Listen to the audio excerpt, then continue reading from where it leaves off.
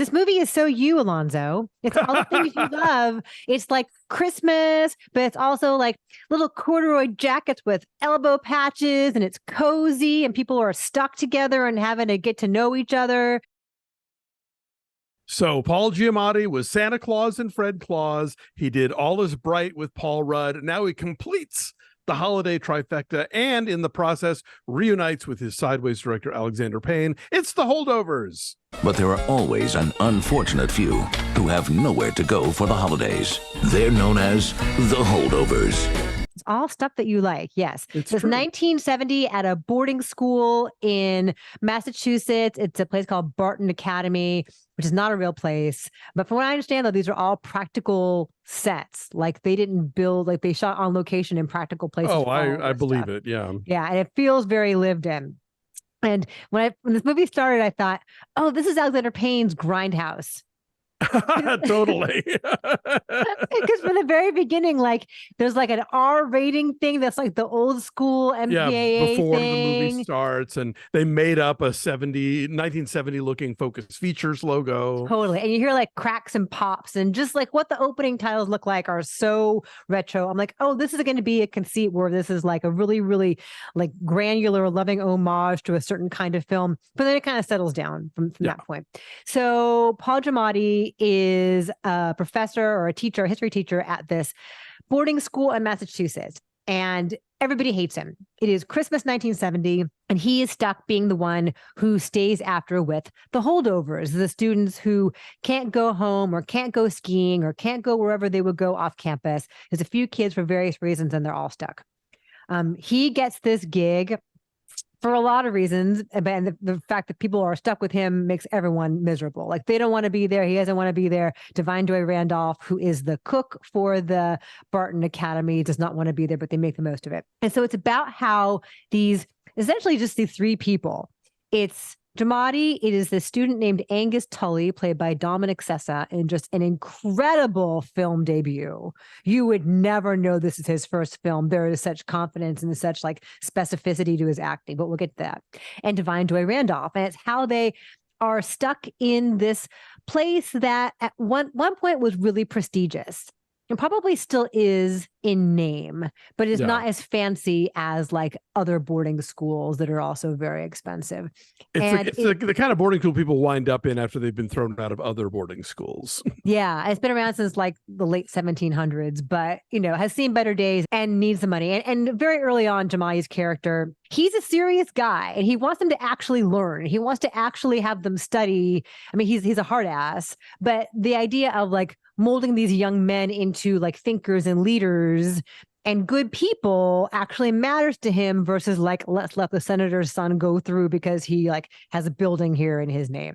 Right. It is so funny and sweet and mean and profane. Like it just hits that sweet spot right in the middle of all those things where like it sounds corny, but it is like the laughter through tears thing. It feels very much like a throwback to a certain kind of earnest, but like not saccharine kind of drama about people making themselves vulnerable and getting to know each other and working through their stuff. It is so specific in terms of its music and the costumes and the production design, and just this place and time where, young people who would go to this academy get to avoid going to Vietnam because they're wealthy. Right.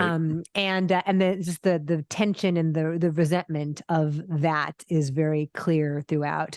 So I liked it a lot. Paul Giamatti is great, and Da'Vine Joy Randolph's great in it. Like everyone's really, really great, and they all get room to show all the shadings of these characters. Yeah, absolutely. Yeah, Da'Vine Joy Randolph's character, her son who had attended the school, couldn't afford to go to college, so he went to Vietnam instead and has died in combat. And so it's her first Christmas and sort of, without him, and trying to like put up walls about that, and then ultimately, like having to deal with it head on.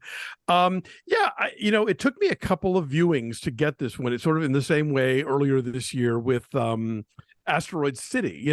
I kind of went in expecting one kind of movie, and I really needed to temper my expectations. I was expecting a more emotional kind of Christmas movie, because they really are. I mean, the poster has like a broken ornament on it. They're not shying away from that aspect of it, but it's really more of like a Hal Ashby movie. Very much. Really. I mean, down to using Cat Stevens' The Wind. Yeah. And I think we need to not use The Wind for like a decade.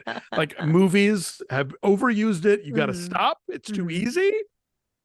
It brings up too many feels without you making any effort, and so knock it off, filmmakers. But anyway, yeah, no, this movie is terrific. I love the three central performances, like Giamatti. You really come to understand why he's such a prick, like why he's so tough on his students and all the things that he'd wanted to be and that he could have been, and why he's still at this dumb school. The kid winds up being more than just a little entitled prick that he first seems to be. Da'Vine Joy Randolph really lets you in on all the shadings of his character. Carrie Preston, who I always enjoy, just pops up every so often, and she's terrific.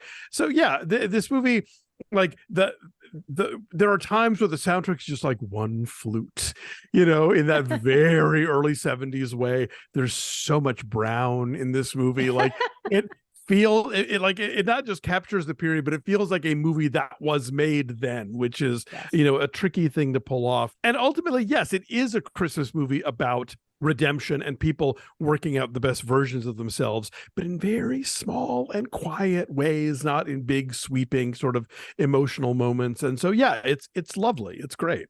If you are stuck indoors with people that you don't like, perhaps a little Coffee Bros holiday blend will make the whole experience that much brighter and more pleasant. It's got notes of cooked cherry and cocoa and wine. It's inspired by brothers Nick and Dan and their trips to Germany at Christmas time.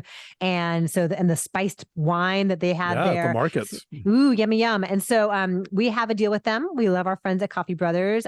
Breakfast 15 gets you 15% off on all your coffee orders. If you order at least $50 worth of coffee, your shipping is free. A great gift at the holidays, stocking stuffers and hostess gifts, and get one for you, get one for a friend, get one for a neighbor, the lady down the street who you always see on your dog walks, who's so friendly.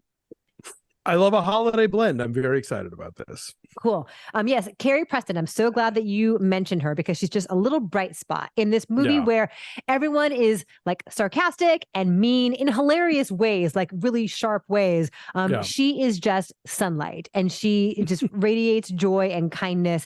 And I feel like in a lot of ways, she is a catalyst for these people opening themselves up. Like they would just be stuck, but she kind of comes along here and there and like just brightens things up quite a bit. Yeah, these are all people with surprises. Like they were constantly surprising me, but in ways that didn't seem antithetical to who we knew them to be. Just like the little tiny shadings of character are so interesting. I love Da'Vine Joy Randolph watching the Newlywed Game and how like she has these very astute observations about the Newlywed Game. She does so much with just like a raised eyebrow or just like a like she just really conveys a lot of like life lived and world weariness and like humor and sorrow. And there's a lovely moment where she's like hanging out with her sister, and the sister's husband sort of like comes up to the room and sees they're very engaged and like laughing and remembering stuff, and sort of backs off. And it's like, I just visited my family, and I have encountered so many conversations like that with my own sisters where I'm like, okay, they're having a thing. I'm going to just, I'll be over here. But, just little moments like that throughout that just felt very recognizable, very human and lived in. A kid named Brady Hepner, like, did they pluck him out of 1970? This is like the obnoxious classmate who winds up with he just, just that face. He's got the face of a 1970 mean preppy, and like it's like whoever they found this guy, like he totally nails it. Well, the whole kid ensemble, they feel so authentic and so real in a way that reminded me of like Rushmore or Everybody Wants Some. Like they all felt like actual people, like this motley group of people who like don't belong together, but they all feel like actual human beings and not actors acting. So that was really cool all the way. And it's so New England, you guys. They go candlepin bowling. Oh my God. I've done that. So I did like the Leonardo DiCaprio pointing meme when I saw that. Like, ooh, I too have done that. So if you grew up in Boston or went to college in Boston or whatever, you will appreciate like the sense of place created here. So what's your number then? I give it like an 8.3. I thought it was really terrific. And I could see this becoming part of the, part of the Christmas playlist for folks. I think Yeah. this will be a movie that you want to go back to and revisit, in future holidays. The performances are all great. The script is so sharp, and the period detail just knocked it out of the park. Yeah. Paul Giamatti, man, so good in like the subtlest ways. His arc there is quite lovely. I'll say like an 8.8. Yeah, I found this moving, but in really understated ways, like surprising ways. Like, oh, I'm tearing up. Look at me. Yeah, for sure. So The Holdovers is in theaters now. It goes wider next week. I want to say November 10th. On the 10th. Yes. Go check it out.